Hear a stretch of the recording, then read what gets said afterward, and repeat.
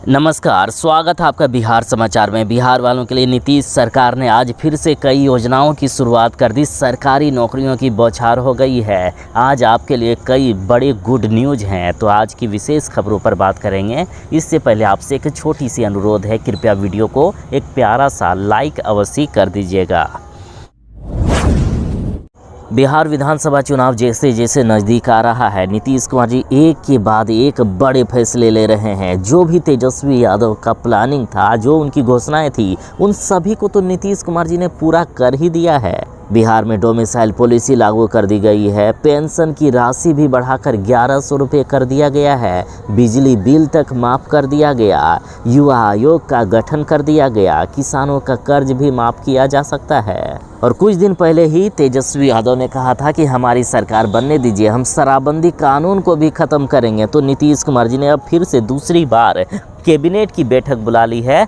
शराबबंदी पर होने वाला है बड़ा फैसला। देखिए, मुख्यमंत्री नीतीश कुमार जी ने इस सप्ताह दूसरी बार बुला ली कैबिनेट की बैठक। आज नीतीश कैबिनेट में बड़ा फैसला होने वाला है। फिलहाल बड़ी खबर आ रही है कि नीतीश कुमार जी शराबबंदी पर जनता से राय लेगी और लोगों के बीच सर्वे कराया जाएगा। यहाँ बड़ा सवाल ये उठ रहा है, क्या 7 से 8 साल के बाद शराबबंदी कानून को नीतीश कुमार जी वापस ले लेंगे? नीतीश कुमार जी ने कहा है कि हम पूरे बिहार में सर्वे कराएंगे। जनता अगर चाहेगी शराबबंदी को ख़त्म करना, तो शराबबंदी को ख़त्म कर दिया जाएगा। देखिए, बिहार में शराबबंदी के मुद्दे पर एक बार फिर से बहस छिड़ गई है। राज्य के मुख्यमंत्री नीतीश कुमार जी ने शराबबंदी पर नए सर्वे का आदेश दे दिया है और अब नीतीश कैबिनेट में इसकी मुहर लगने वाली है। हालांकि नीतीश कुमार जी ने बयान दिया है कि मैं लोगों से एक सर्वे पर विचार करने का आग्रह करूंगा, जो शराबबंदी के प्रभाव का एक नया अनुमान देगा। निष्कर्षों के आधार पर हम नए उपाय पेश करेंगे, लेकिन मुझे ये स्पष्ट कर देना चाहिए कि जब तक मैं प्रभारी हूं, तब तक शराबबंदी लागू रहेगी। मतलब लोगों से राय ली जाएगी। यदि ज़्यादा लोगों की राय होगी शराबबंदी खत्म करने को लेकर, तो नीतीश कुमार जी विचार करेंगे। बिहार में नीतीश सरकार ने जीविका, ममता और आशा के साथ रसोइयों का मानदेय बढ़ा दिया है और उसी के साथ अब फिर से बड़ी घोषणा कर दी है कि इनकी नौकरी अब सरकारी कर दिया जाएगा। जिस तरह से सरकारी नौकरी मिलती है, उसी तरह से इनकी नौकरी डायरेक्ट परमानेंट कर दिया जाएगा। देखिए, चुनावी साल में तेजस्वी यादव और राहुल गांधी एक के बाद एक बड़े दावे कर रहे हैं और अब एनडीए ने भी घोषणा कर दी है कि बिहार में फिलहाल अभी जो 125 यूनिट बिजली फ्री किया गया है, उसे बढ़ाकर 200 यूनिट तक फ्री बिजली कर दिया जाएगा। साथ ही जीविका, ममता, आशा रसोइयों की सरकारी नौकरी होगी। तो वहीं मध्यम वर्ग के लिए सस्ती बीमा पॉलिसी लेकर आएगी सरकार और बिहार में सभी तरह के पेंशन कम से कम 2000 रुपया करने का फैसला किया गया है। देखिए, अभी सभी तरह का पेंशन नीतीश सरकार ने 400 रुपये से बढ़ाकर 1100 रुपये कर दिए हैं, लेकिन यदि फिर से एनडीए की सरकार बनेगी तो 2000 रुपया पेंशन प्रत्येक महीने दिया जाएगा। साथ ही 5 एकड़ तक किसानों को सिंचाई के लिए फ्री में बिजली दिया जाएगा। साथ ही कहा गया कि बेरोजगारी नियोजन भत्ता 5000 करने का प्रस्ताव भी लाया जाएगा।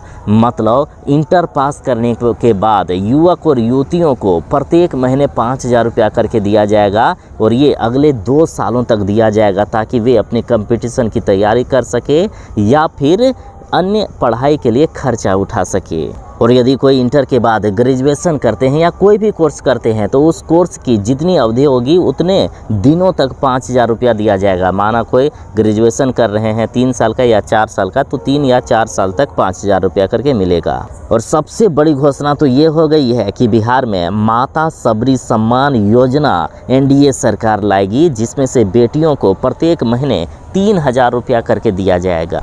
देखिए, तेजस्वी यादव ने घोषणा की है कि यदि हमारी सरकार बनती है तो बिहार की माताओं बहनों को हर महीने 2500 रुपये करके दिया जाएगा। और इसीलिए अब जीतनराम मांझी ने कहा है कि यदि एनडीए की सरकार बनेगी तो हम 3000 रुपया करके हर महीने देंगे माताओं बहनों को, जिनकी उम्र 18 से लेकर 50 साल के बीच होगी। बिहार के बेटियों के लिए बड़ी खुशखबरी है। एक तरफ जहां स्नातक पास बिहार की बेटियों को 50-50 हज़ार रुपया दिया जा रहा है और इसके लिए आवेदन प्रक्रिया जारी है, तो वहीं मुख्यमंत्री कन्या उत्थान योजना के तहत इंटर पास छात्राओं के लिए बड़ी खुशखबरी है। इनको भी 25,000 रुपया करके मिलेगा और आवेदन प्रक्रिया शुरू हो चुकी है। देखिए, इंटर पास बिहार की बेटियों के लिए आवेदन प्रक्रिया 15 अगस्त 2025 से शुरू है। आवेदन करने की अंतिम तारीख दिसंबर 2025 तक है, लेकिन जितनी जल्दी हो सके आवेदन कर दीजिएगा। और सबसे बड़ी खुशखबरी ये है कि इस बार सिर्फ आधार वेरिफिकेशन के द्वारा ही दे दिया जाएगा 25,000 रुपया की राशि। और इस सत्र में जो पास हुए हैं उनको तो मिलेगा ही, साथ ही जो पुराने सत्र में पास हुए हैं और अभी तक पैसे नहीं मिले हैं तो इस बार भी आवेदन कर सकते हैं। आवेदन करने के लिए विभागीय वेबसाइट medhasoft.bihar.gov.in पर जाना होगा। आवेदन करते समय कुछ जरूरी डॉक्यूमेंट लगेंगे, जैसे आधार कार्ड, बैंक खाता पासबुक, 12वीं उत्तीर्ण का प्रमाण पत्र और अंक पत्र, आय प्रमाण पत्र, जाति प्रमाण पत्र, निवासी प्रमाण पत्र, मोबाइल नंबर और पासपोर्ट साइज फोटोग्राफ।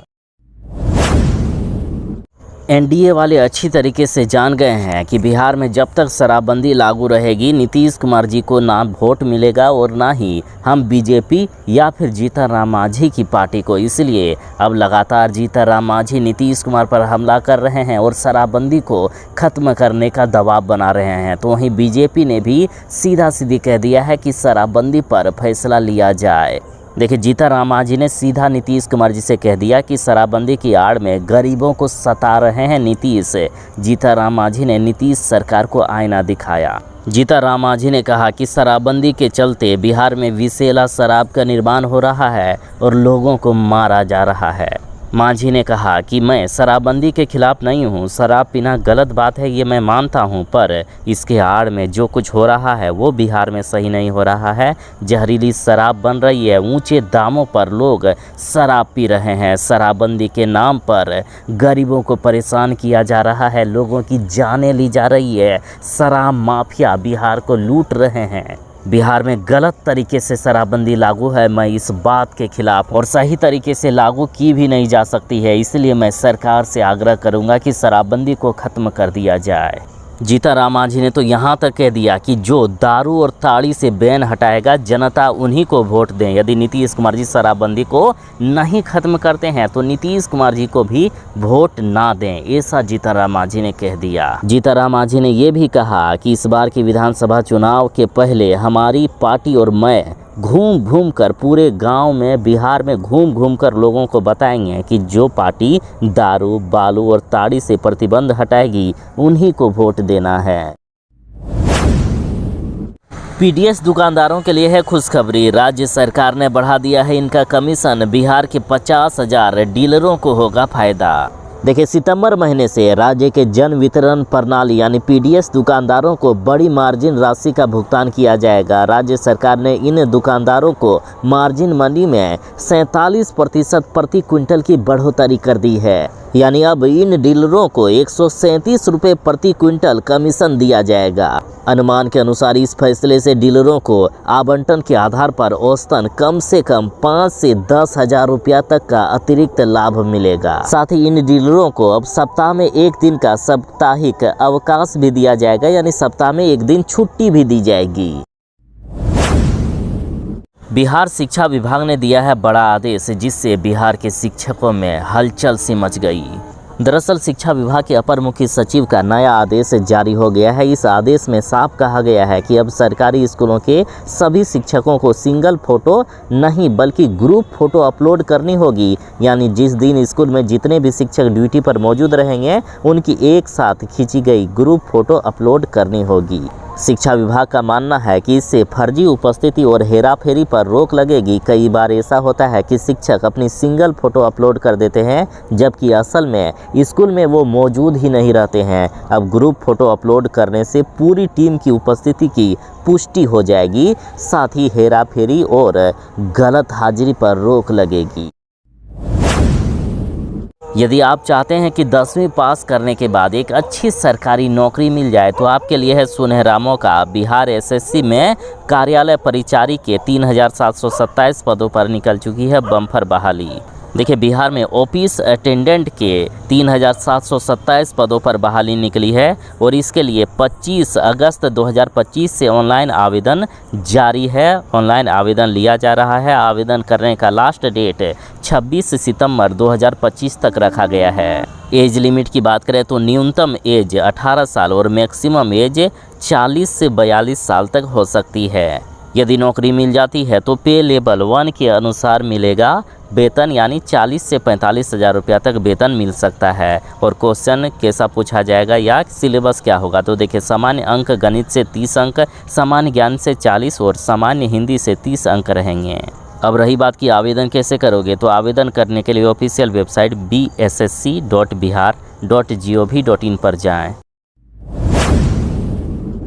जरा सावधान रहिएगा, बिहार में हाई अलर्ट जारी कर दिया गया है क्योंकि बिहार में नेपाल के रास्ते पाकिस्तानी आतंकवादी घुस गए हैं। जैसे मोहम्मद के 3 पाकिस्तानी आतंकवादी घुस गए हैं और इन आतंकवादियों की जरा तस्वीरें देख लीजिए। पहला है हसनैन अली, दूसरा है आदिल हुसैन और तीसरा है मोहम्मद उस्मान।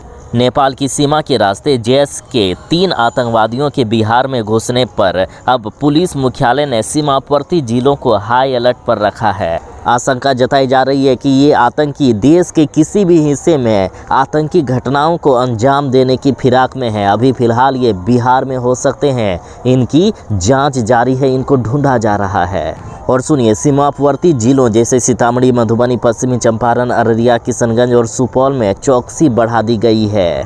पुलिस मुख्यालय ने आम जनता से अपील की है कि किसी भी संदिग्ध व्यक्ति या गतिविधि की तुरंत सूचना पुलिस को दें। बिहार वालों के लिए है बड़ी खबर। जमीन के फर्जी कागजात मिलने पर दर्ज होगा सीधा क्रिमिनल केस। राजस्व एवं भूमि सुधार विभाग ने पुलिस को दे दिया है आदेश। देखिए, जमीन पर अवैध कब्जा करने के मामले में फर्जी दस्तावेज पाए जाने पर आपराधिक मामला चलाने का निर्णय लिया गया है। फर्जी कागजात का संदेह होने पर या पुलिस के संज्ञान में आने पर दस्तावेजों की गहन जांच की जाएगी। अगर कागजात फर्जी पाया जाता है तो अन्य मामलों की तरह इसमें भी क्रिमिनल केस दर्ज किया जाएगा। तो बिहार वाले अब निश्चित हो जाएं, यदि कोई भी भूमि माफिया किसी की जमीन को जबरन हथिया लिए थे तो उनकी जमीन को अब वापस कराया जाएगा और उनके खिलाफ क्रिमिनल केस चलेगा। और यदि किसी के पास फर्जी डॉक्यूमेंट है तो जरा सावधान, क्रिमिनल केस चल सकता है।